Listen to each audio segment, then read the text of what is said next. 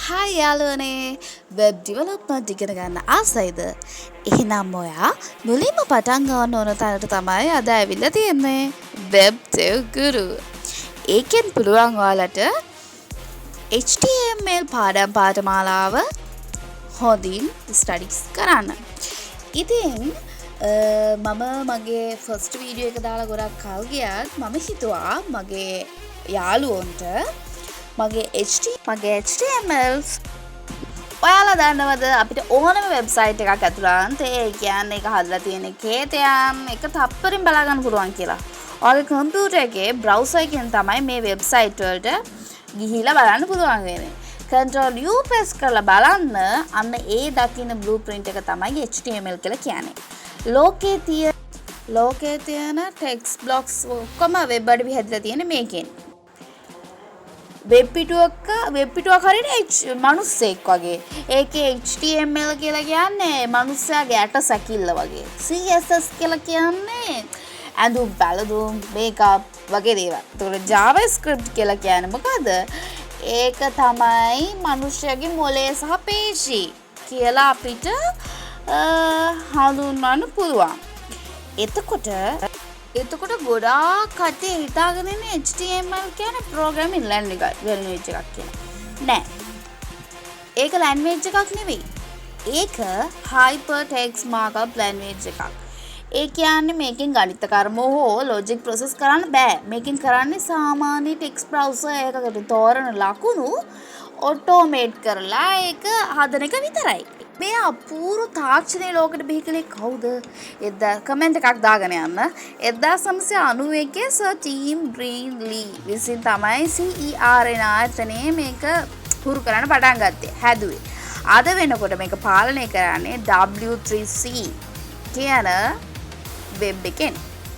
එතකොට කමෙන්ට් එකක් දාන්න ඕන මට ඔයාලා මේක විස්තර ඕකේ? කාලයත් එක්ක HTML දියුණු වුණා. 1991 HTML 1.0 වල තිබ්බ ටෙක්ස්ට් විතරයි. ඊට පස්සේ 99 එක tables ස්ටයිලින් වුණා. ඊට පස්සේ පාවිච්චි කරගෙන යන්නේ 2014 HTML5 සංස්කරණය වුණා. අපි ලියන HTML කෝඩ් බ්‍රවුසර් එකක් ඇතුලේ වැඩ කරන්න කොහොමද කියන්නකෝ. බ්‍රවුසර් එක මුලින්ම ෆයිල් එක උඩින් පල්ලහැට කියවනවා. ඊට පස්සේ HTML tag document එක layout එකට හරවලා අවසානයේ code tags අයින් කරලා අපිට ලස්සන වෙබ් පිටුවක් පෙන්වන්න යාලට පුළුවන්. බ්‍රවුසර් එකෙන් තමයි එතකොට අපිට පෙන්වන්නේ. එතකොට HTML කෝඩ් රන් වෙන්නේ කොහමද? වෙබ්සයිට් එකක ෆයිල් එකේ තියෙන බවුල් එක සේව් කරාට පස්සේ HTML ක්ලීන්ට් සයිඩ් එකේ තාක්ෂණයක් විදිහට තමයි, ඒ කියන්නේ පරිගණකයේ බ්‍රවුසර් එකේ තමයි මේ කෝඩ් ඩවුන්ලෝඩ් කරගෙන ප්‍රොසෙස් වෙන්නේ. ඔයාලට පේනවනේ නේද? HTML මූලික දේ තමයි tags කියලා කියන්නේ. මේවා හරියට පෙට්ටි වගේ. HTML එලිමන්ට් ලියන්නේ align bracket ඇතුලේ. එතනදී h1 කියන්නේ පෙට්ටියක් අරින එක. ඊට පස්සේ h1 එක වහනවා. එහෙම දාලා තමයි අපි ඒක අපේ විදිහට ලියන්නේ. මේක මැදට තමයි අපේ content එක දාන්න ඕන. හරිද? ඊළඟට වැදගත් රූල් එක තමයි nesting. ඒ කියන්නේ අපිට පෙට්ටියක් ඇතුලේ තව පෙට්ටි පිළිවෙලකට තියන්න පුළුවන්. හැබැයි මතක තියාගන්න ඕනේ ඇතුලේ ලියපු tags එක මුලින්ම වහලා තමයි අනිත් ඒවා tags ලියාගෙන යන්න පුළුවන් වෙන්නේ. මේකේ මම ලියලා තියෙනවා බලන්න.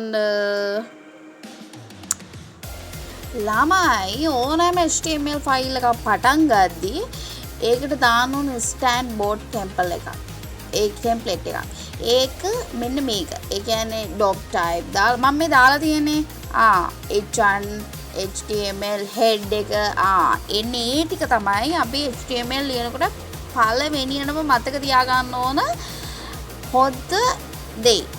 මයි වෙබ්සයිට් එකක් හදද්දී SEO වෙන්න කෝඩ් ලියන විදිහ හරි වැදගත්.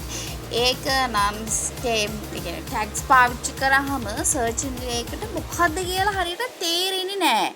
එතකොට අපි කරන්න ඕනේ මොකද්ද? අපි tags අර header article ඊට පස්සේ footer වගේ ඒ පාවිච්චි කරන tags Google එකේ පාවිච්චි කරපුවාම එයා කෙලින්ම ලේසියෙන්ම අපහසුයක් නැතුවම එයාට පුළුවන් මේ site එක ගන්න. ඒක තමයි main target එක. මේ search net rules කියලා කියන අපි අන්න මේක. හරිද? එතකොට HTML මූලික ඉගැන්වීම් අද ඉවරයි. හරිද? අපේ ඊළඟ වීඩියෝ එකේ lesson 2 අපි කතා කරමු. තව heading, list, text, format and ප්‍රායෝගික videos link කරලා channel එක අපිට කතා කරන්න පුළුවන්. එතකොට කියන්න ඕනේ වැදගත්ම කාරණේ තමයි මම මේ ස්ලයිඩ් එකේ තියෙන කරුණු තමයි මම ඔයාලට ප්‍රසන්ටේෂන් එකක් විදිහට ඉදිරිපත් කරන්නේ. The document literally මේ මම දාලා තියෙන දේවල් ඉංග්‍රීසි වලින් තමයි අපිට ඇත්තටම ඉගෙන ගන්න පුළුවන් වෙන්නේ. මම ඉගෙන ගන්නේ තාම ඉංග්‍රීසි වලින්. එතකොට ඔයාලටත් මම කැමතියි මගේ සිංහල යාළුවෝ English no problem but මගේ ඔක්කොම යාළුවන්ට මේ IT field එකට ඇවිල්ලා වැඩ කරන්න පොඩි ගැම්මක් එන්න ඕන. අපිට සිංහලෙන් කතා කරොත් අපි සිංහලෙන් මේක ඉගෙන ගත්තොත් අපිට අපි කොහොමද ඉංග්‍රීසි ඉගෙන ගන්න ඕන. හැබැයි මට හිතුණා මගේ සිංහල යාළුවෝ වෙනුවෙන් පොඩි වැඩක් කරන්න කියලා. ඉතින් ඔයාලට පුළුවන් මාව subscribe කරලා මගේ මේ YouTube videos ඉස්සරහට අරගෙන යන්න. දාන්න නැති කට්ටියට ඊට පස්සේ ඔයාලට පුළුවන් ChatGPT use කරලා මේකේ තියෙන තොරතුරු දැනගන්න. ඉතින් තවත් අලුත් next lesson එක මම අනිවාර්යෙන් ඔයාලට අරගෙන එනවා බ්‍රහස්පතින්දා සිකුරාදා කියන දවස් දෙක ඇතුළත. එතකොට ඔයාලට පුළුවන් මේ වීඩියෝස් බලලා ඔයාලගේ knowledge එක වැඩි කරගෙන ඔයාලගේ exams පාස් කරගෙන හොඳ ගමනක් යන්න. එහෙනම් හැමෝටම